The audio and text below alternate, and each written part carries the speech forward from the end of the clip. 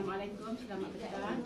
Hari ini kita nak bertemu dengan seorang lelaki hebat di Bagan Serai lah, Taipei Bagan Serai.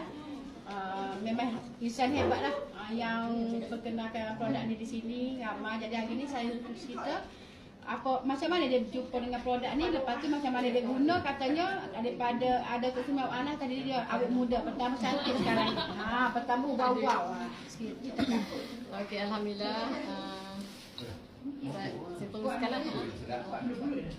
Okey, assalamualaikum. Saya Anum Zadila.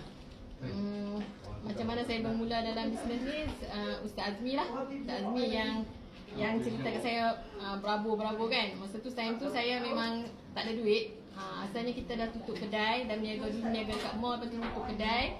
Bila dah tutup kedai Covid tu, saya tak ada income. Bila Ustaz Azmi cerita pasal berabur ni, saya dia macam paksa diri lah nak ikut mau dengan tak mau. Nak duit tapi tak nak kan, tak nak.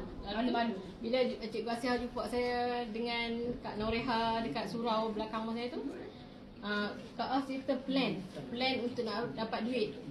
Kak As cerita plan masa tu stokis 6,688.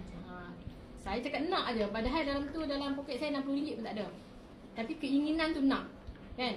Lepas tu ada pula program dengan Haji Syahri dekat Ipoh. Saya paksa kawan saya seorang lagi tu, saya paksa dia ikut saya. Kami pergilah. Bila situ saya nampak Haji Syahri cakap BC 300 ni senang nak jual, sebab sapu-sapu dan tak payah makan.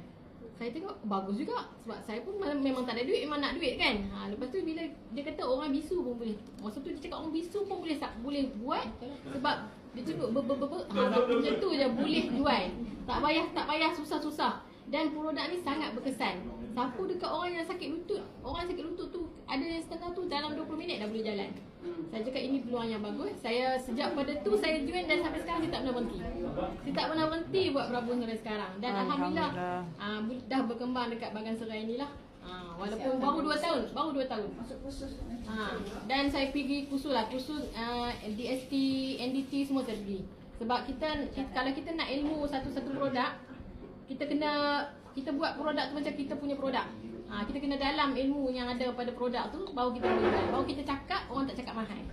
Kalau kita pergi program, kita cakap, orang tak sebut pun mahal produk tu, sebab kita dah cerita kebaikan dia.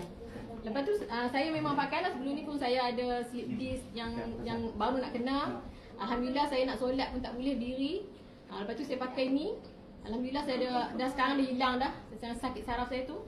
Dan baru-baru ni Queen Cell, sejak Queen Cell ni keluar, saya ambil